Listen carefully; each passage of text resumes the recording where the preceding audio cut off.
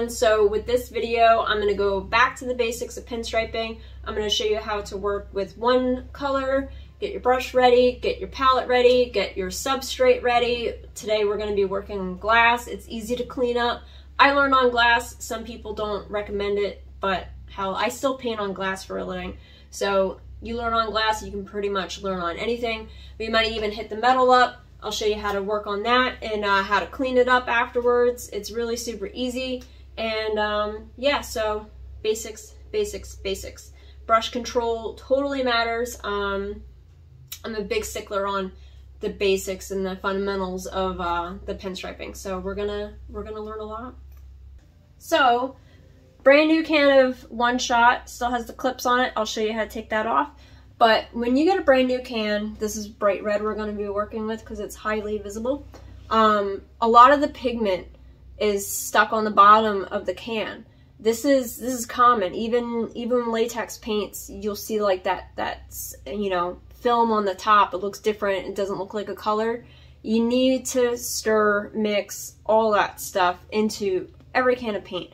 If you don't do it with One Shot or enamel paint, and you don't mix all that pigment into the rest of the solvents of the can, you can deal with adhesion problems, you can be dealing with coverage problems, you can be dealing with gloss problems, drying problems, all that stuff. So it is really fundamental to shake your cans. If you don't work out of cans, if you work out of bottles, a lot of times they have the nuts in them. I throw nuts in mine. If you're buying paint that's already in a bottle, a lot of times they have the metal agitators in them.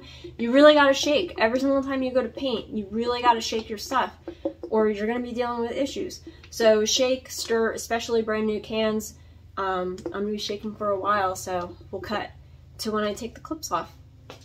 Getting the clips off, I just used my old screwdriver. I started out with a screwdriver. It is my pour stick, it is my stir stick, it is my clip, everything, paint can opener. I use this pretty much every day, so it's special to me. So I work the clip, I get the screwdriver tip under it, and I just wiggle, and they pop off. Some are easier than others. Some you got to be careful that you don't stab yourself. Get the edge in there, and then I work it up, and then it goes flying across the room. It's all good. So now I use this to open it. I also use this to close my cans. You can get a paint key. I have them. I still use this. So I shook this for a while. Now when you shake it, the paint is going to get up on the lid. So when you go to close it, you got to be careful if you want to be working on the can all the time. So also, see, I shook it up and I don't feel any pigment down in there, but I will show you what that'll look like.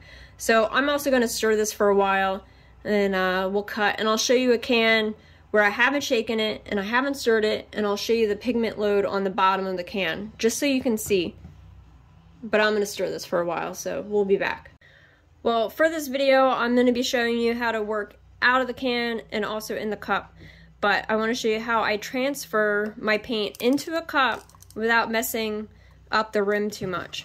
So with my trusty screwdriver, like I mentioned before, I make sure my cup is up and over the lid or the opening of my can. Go like this.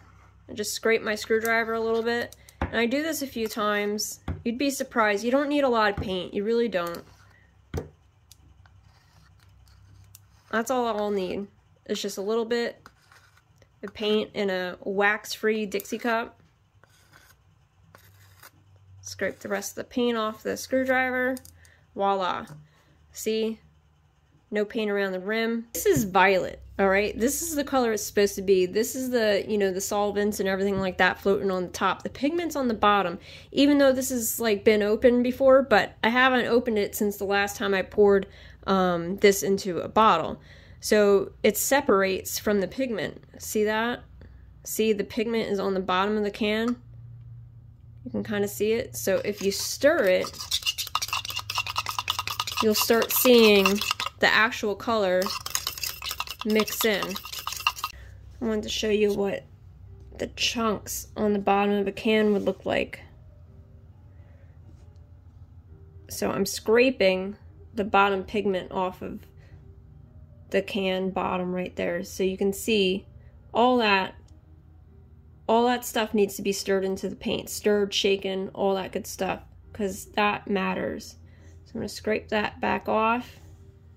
I'm going to shake the can and put it back on the shelf. But if you're going to use paint, you really got to make sure you really shake, and then also open it up if it's a brand new can and stir, and make sure you don't have, you know, the pigment load sitting on the bottom of the can. All right, getting your brush ready. This is an oiled up brush. It's a King 13 size 000. This is what I normally use, but you can use a Mack green wrap, Mack blue wrap, you know. This is a sword brush, so if you want to do sword pinstriping, I'm your girl. You can also use scroll brushes and all that stuff, but this is what I paint with, so this is what you're gonna get. So I pinch some of the oil off first, dip into my first wash. This is mineral spirits. Pinch some more. This is my second wash. I've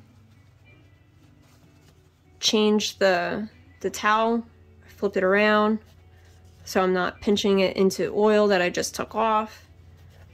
Cleaning it. And then the final wash over here. Really making sure I get up in here, because you don't want the oils. This is where the oil is going to hide out. You don't want the oils mixing with your paint, because that does not help with adhesion, and it also can dull the shine down a bit. And also you don't want your brush loaded with your thinners either. So there you go. So that's how I get a brush ready. Alright, so this is what I use for a palette. You can just use a regular magazine. Glossy pages preferred, so your solvents don't get sucked in. I use glossy pages all the time. So you can just use this without the clipboard. That's how I started, and I would just carry this and then like a little cup of reducer around with me, and that's it. Clipboard makes it a little bit easier. These are found in the art departments in your craft stores. They're little cups. They're attached to these little clips. This is like a dollar store clipboard, and these guys are a few dollars. There's 3 of them here, because I work with a lot of colors a lot, so that's why I have 3. You only really need 1 if you're starting out. Reducer. You can put reducer in a glass jar like this, also found at like a hobby store. Put your reducer in here, and then you can just keep it around. I use little amounts, and I put them in these plastic medical cups. All plastic is not created equal, so you really need to pay attention to what plastic you get, because if you put solvents in some plastics, it'll eat through it, so you don't want that. So this is a medical grade medicine cup, and it's fine. The solvents are good in it. So for reducing for this video, I am keeping budget in mind. I'm going to be reducing with mineral spirits. This is just for practicing. If you're a beginner, this is okay. I don't recommend it really, but if you need to have something that you can go grab at the Home Depot store, or, you know, any of those hardware stores, use mineral spirits for a little bit. And if you really want to, you know, continue with pinstriping, I recommend, you know, One Shot's high temp reducer.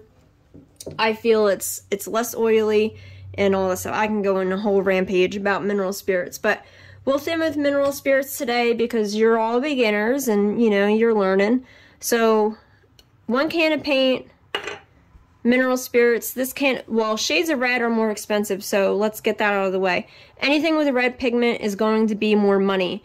If you want to pinstripe on a budget, get something in the blue family. They're usually cheaper. I'm only using red for this video because it's highly visible and you'll be able to see it really well. But if you're on a budget, this is like, well, you get the 4-ounce cans. It's less than, you know, $20, of course. Mineral spirits from the hardware store, you can get a can for probably around $12. And then also, another important thing you need is oil. We can go in an oil debate, but if you're a beginner and you're just starting out, you can use mineral oil. This was like $1.97, and it's in the pharmacy aisle.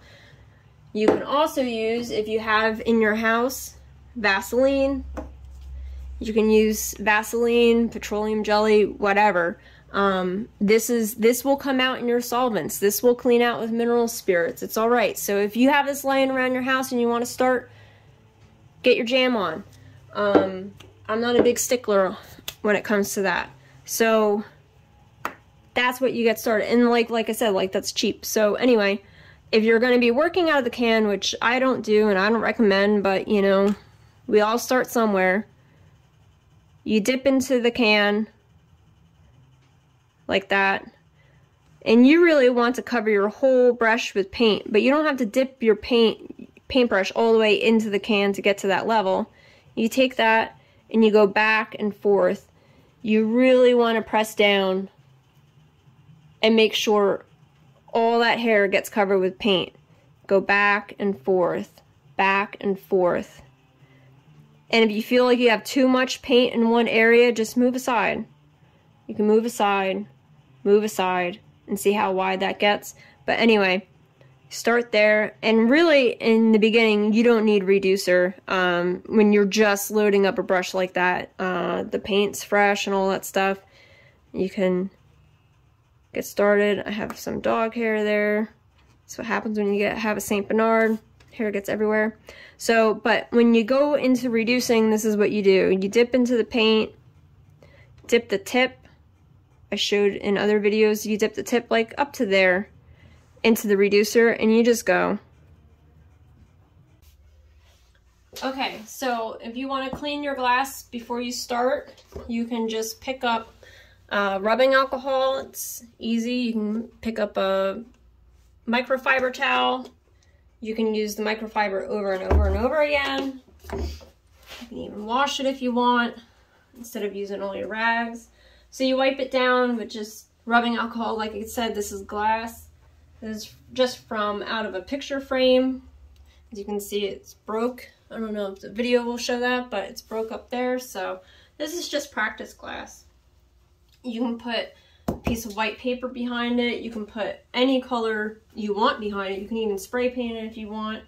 So that's how I prep that. All right, how I hold the brush.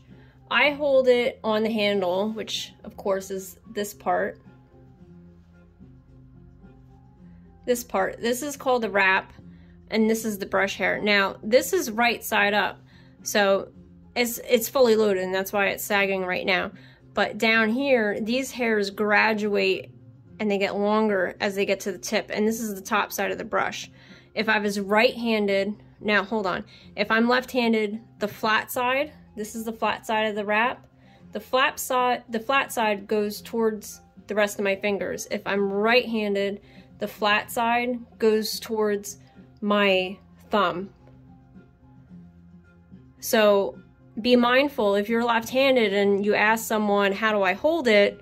You got to take in consideration that they might be right-handed and they might be telling you the wrong way, which I've come across people approaching me saying that they held it the wrong way for a while. So you got to keep that in mind between different hands. And if you hold on the handle, you have free range of motion when you're going into the curves. If you hold up at the wrap, you have a bump because the flat side. Now, even if you're right-handed and you hold up the wrap, you have a bump. You have a bump, you have a bump. Now, you can get over that when you're doing the curves. You can get used to it. You just go a little bit slower in the curves. But if you hold here, you have free range of motion. And when you get into lettering, that comes into play. So that's why I recommend people holding it actually on the handle and not the wrap. All right, so we're gonna get into the basic strokes. And also, I hold this how I would pick up a pencil or a pen or my utensils. I hold it like this. Some people say just like this, other people say like this, but do what's comfortable for you in the beginning and then adjust if it's not working for you. I hold like this, and I've been seeing a lot more people hold like that because that's how we hold pencils, some of us. So, and if you can do art like this, do it. If you can't, then adjust. So here we go with the basic strokes. On an angle, I brace myself. I have a pinky down usually. I have a finger or something bracing me here and have another finger down here. So I'm gonna run just a straight line, and I like to recommend people do long lines when you're practicing. So you got too much of an angle and it got thicker there. I got too much an angle, and I also pressed down at the same time so that the line got thicker.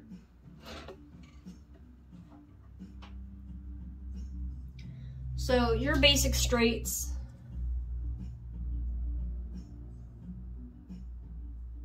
are going to be straight down across the top, you know, on angles if you wanted them to be, but they're all straight lines.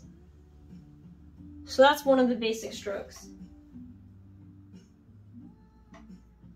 Now the next basic stroke, now I'm going to do a long sweeping C curve instead of really short ones. I think for beginners, the longer the sweeping curve, the easier it is for you to pull off. And then if you can pull this off cleanly, then go tighter. And I didn't even really roll the brush on that C curve. I used my elbow and I pivoted around like this, and I kept the hairs, I kept the brush in the same position. Now when I go do a tighter C curve, I actually roll the brush between my fingers. But keep in mind that when you start out, this is okay. This is going to teach you line consistency right here. The longer the line is, you can adjust halfway through. If it's not working for you, you can see, you can evaluate your line differences when you go and change your line weights up.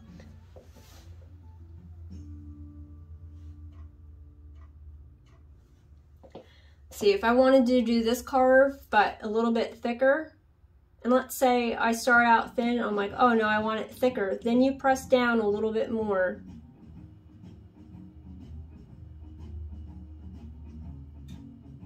And if I got a little bit too light, I know, okay, I gotta go press down a little bit more. And just even do this for testing. It shows you the differences. Just do it on purpose and you can see the differences.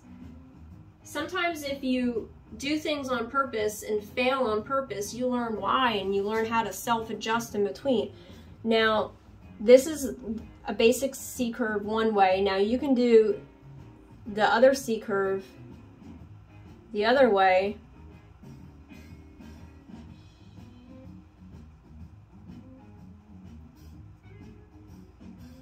And again, I didn't turn that brush.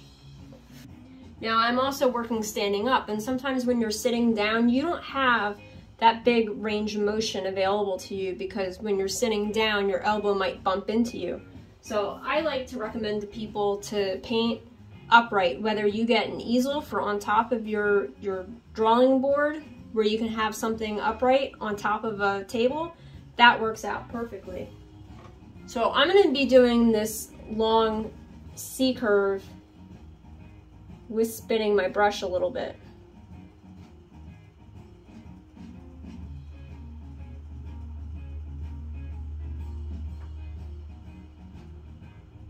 Now I kept my elbow from pivoting out, and I was able to see how my brush is now this way. Started out here and now I'm this way because I had to spin that brush in between my fingers to get that rotation instead of pivoting my elbow back and forth.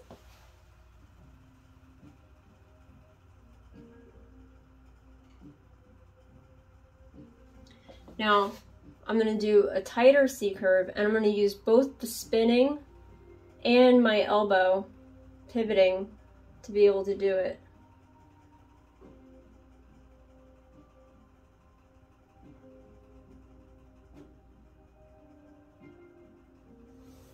So I started out here and I ended up here, and I also pivoted my elbow.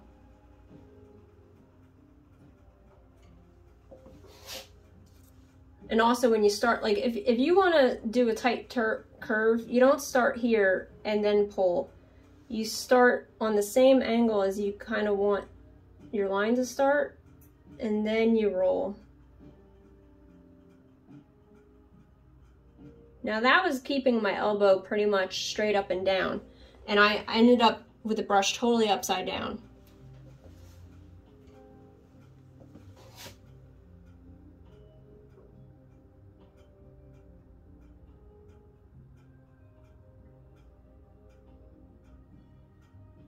Now this is just all with rolling that brush. I didn't move my elbow at all. And the brush is totally upside down. Now these are going to be harder when you start out. So I always say start with these and then make them a little bit more curved and more shallowed. Like that. Alright, so now the S curve. Of course, when I got to my S curves, my camera turned off, so I'm going to redo that area. But in the meantime, I'm going to show you how to clean your glass if you want. Now, this is all still wet, but you can get a vast majority of it off by just taking a razor blade to it. Kind of saves you on rags and solvents. I have gloves on because my hands are gonna be all messy with mineral spirits and I don't want that on me. Keep in mind the paint is toxic, the thinners are toxic. Some people don't care. I care more than others. I want to paint as long as I can. Alright, so I got a lot of that cleaned off just by the razor blade, which you can get them cheap at any hardware store. Clean it off for future use, just with mineral spirits. And then put that away. Now I'm going to take this, I'm just going to put a little bit of mineral spirits on it. Wipe it. Super easy. Get rid of this. I don't need this right now. Okay, then come back with another one. Dry it off a little bit. Now, mineral spirits isn't like how it used to be. I don't really like it. So, I don't clean my surfaces with mineral spirits and then paint directly. Afterwards, what I do, if I clean off with mineral spirits like this, because this might be oily, because mineral spirits can be a little oily these days. I showed you earlier, I just take some rubbing alcohol and then I go on top and I wipe down. Now, rubbing alcohol has a faster evaporation rate than mineral spirits. Sometimes mineral spirits will sit there and take forever to dry, and then when you try to paint on top of it, your lines can get all spread out and snaky looking. So now I'm gonna get ready to paint and I'll go over S curves with you. Alright, so where my video cut off, I was doing some S curves, so I'll start here. Now, like I said, with the C curve, you kind of want to have your brush on the angle that you want to start with, because I start here and then I want to go this way. I'd be fighting and it wouldn't look all that good. So start on the angle you want to start with. You can start here if you want to do a long S curve this way, but right about here, this is like a 45-degree angle. Start here. Lift up a little bit more and I start rolling this way. I start rolling back towards the left side of me. And that's how you do an S curve. Now you can do them longer than that, which I recommend. Get used to it. And also, the longer that you're able to pull a stroke like this, it shows that you're reducing your paint nicely. Because if you don't palette and, I should say palette your brush nicely, not reduce. If you don't palette your brush correctly, then you're not going to be able to pull a stroke like that. If you palette it with not enough paint, you're not going to be able to get that length. If you don't palette it evenly, you're not going to be able to get that length with a nice consistent line like that. So another reason why I like recommending people to pull longer lines, whether they be straight, C curves, or S curves, is that it allows you to analyze a lot more than just the line itself. It allows you to analyze your paletting abilities, correcting your line, observing the differences that you're going to go through while you're pulling it. Now this is going to be a shallow one. I'm going to talk you through it. So this is going to the left. I'm rolling to the right. I'm going back to straight, and I'm lifting up just a little bit more, and then I'm rolling to the left.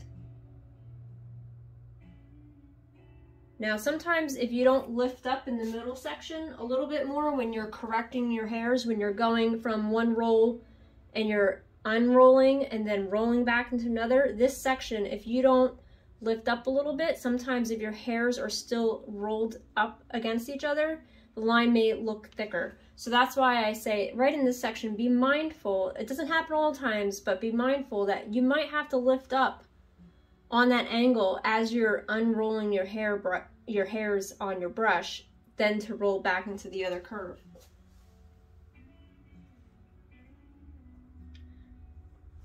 And then here is the S curve horizontally, which if you plan on pinstriping vehicles, this will be done a lot. And if you want to practice your brush strokes, and I don't really say, you know, you learn a lot from doing the basics. A lot of people want to rush into the designs. But if you practice a little bit more on your basics like this, you can make key movements with your basic strokes that will eventually build a design up. So with this is just going to be another S curve. I'm going to follow. Now this is going to teach me how to run a line semi-parallel. I'm going to taper it in more than the last one. I'm going to run it into each other. I'm going to taper it off nice and tight.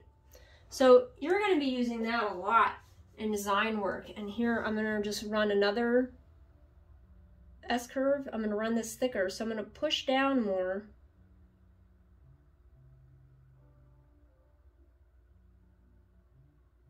And play around with these. So this is practice, but this is going to build a design up eventually. You know, you run these down and you learn with these. And then also, like, here's the center line. I'm going to do a teardrop, which is normal in design work. Run it. Now this is a very shallow C curve.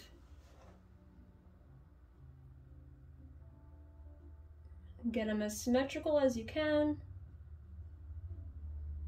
This also teaches you how to meet them up nicely.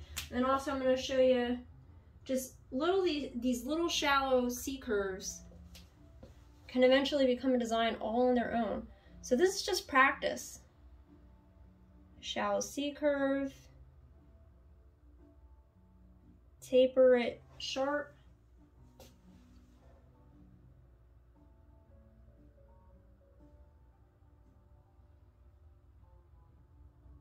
This teaches you line consistency, tapering, and symmetry all at the same time. And you can just keep doing this. These little shallow C curves. And taper it, meet, lift up.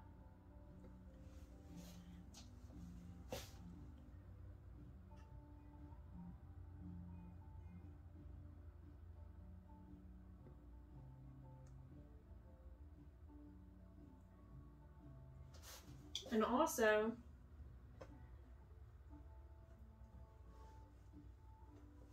when you're practicing, let's say you have two C curves, one going this way and one coming in from this way. Now you want them to meet, and you want them to meet nice and sharp. Lift up. That's all right if you don't make it the first time. It's easier to come back and meet them like this. And how you get them to meet like that instead of, this is one of my big pet peeves in pinstriping.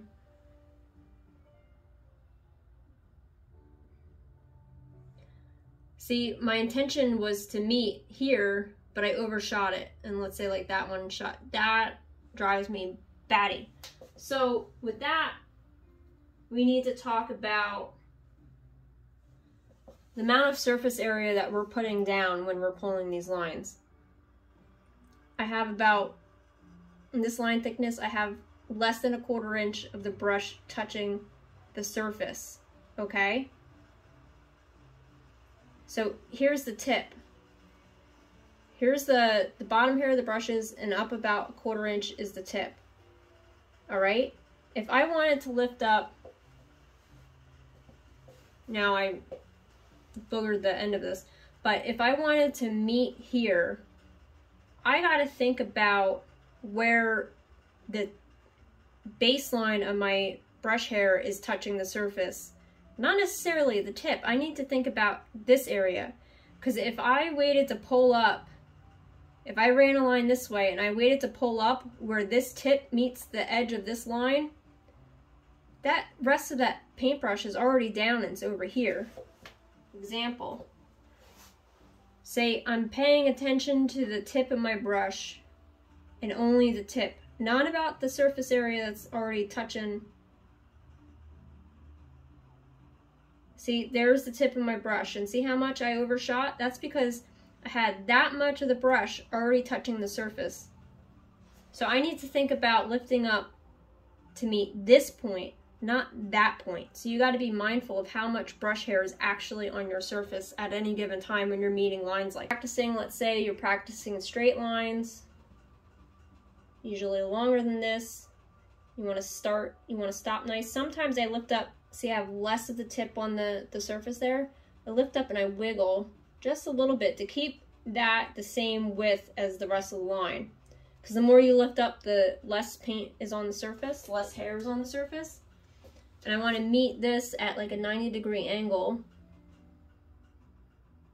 because you're going to be meeting corners a lot. I lift up, I'm lifting up, I'm lifting up. And I didn't overshoot that, because I lifted up more in advance than I would if I'm just thinking about that tip. I'm thinking about the rest of the paintbrush. So practice these. You can practice them in different fashions, the meeting points. But yeah, like if you practice your S curves like that and you flip them around, C curves like that, your straights like that, then eventually the more you get into the habit of paying attention about your line consistency, your line meeting points, these are all practice. Eventually you can move into the design work. I mean, that's basically design. You see that on cards now, but that's all practice, the basic strokes and building them into a design.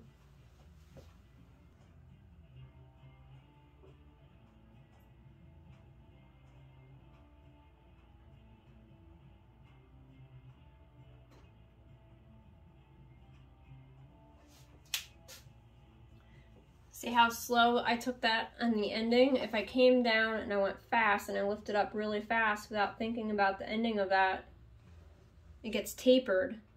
It's not the same weight as the rest of the line. So sometimes, even when you're stopping, you gotta slow down, lift up a little bit more, lift up a little bit more, and just wait. And sometimes I wiggle anyway. Or sometimes when I'm doing a curve,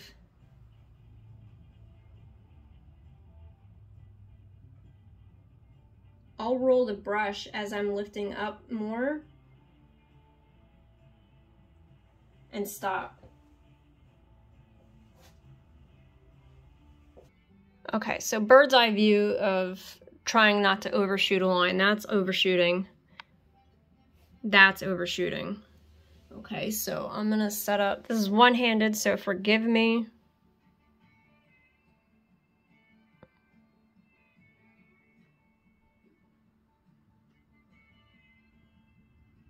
I roll, I wiggle, I pull up. More blunt tip for the edging. Now I want to meet this way. Now if I'm just focusing on the tip, this is where the tip is, and see how much of that is already, you know, touching the surface. So I got to think about this as my end point, not the tip.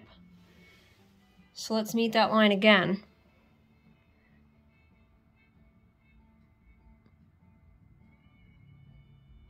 I'm lifting, I'm slightly rolling, and I'm slowing down. See, my tip of the brush is right here actually. But the rest of the brush is here. It's already met the line, so I gotta lift up. This is where the tip is, and this is where the rest of the brush hair is. So that's why, you know, you gotta really mess around with this brush. It's a different brush. It's different than all other brushes out there. It's designed differently. You gotta think about it differently. So if you sit down and you take time to learn how this brush works and how to manipulate it to your benefit, the faster you will get better with it. You know, if you just pick it up and you're throwing lines down and you don't understand about rolling the brush and lifting up and why the hair is designed the way it is, you know, you might not be able to grasp it as fast as you would if you did sit down and take the brush design into consideration when you're working with it. I know I wasted a few years being self-taught, you know, not realizing, you know, why I needed to do what I did, because I didn't really think about the brush design. So these brushes are awesome. They're capable of a lot, but you gotta, you know, sometimes you gotta, you know, put the time in learning this design out so you can be able to do these killer designs. Okay, so when I'm done pinstriping for the day or, you know, whatever, usually I take just this page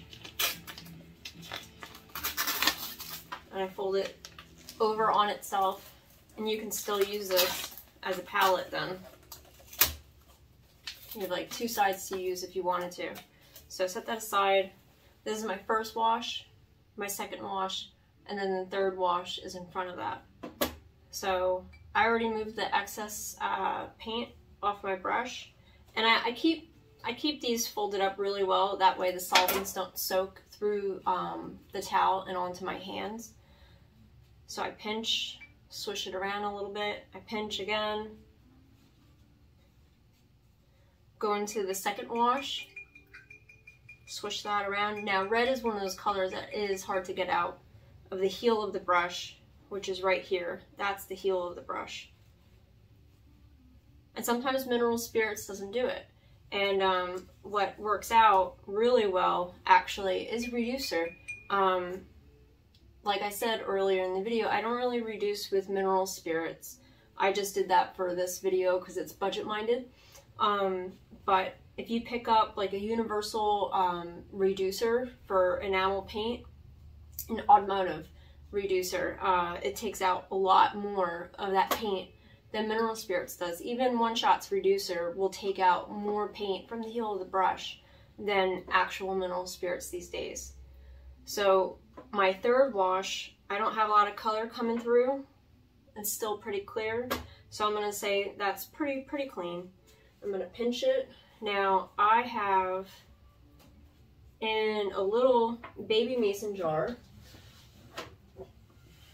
some mineral oil in the bottom of this.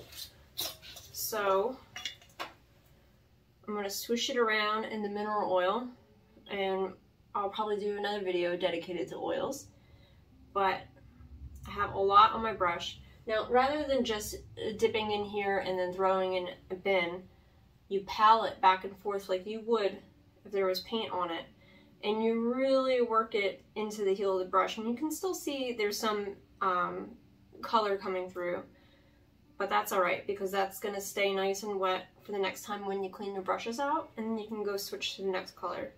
But there's barely anything coming out, so that's really good. So really make sure you work that oil in your brush, and same thing goes with lettering brushes when you get into that.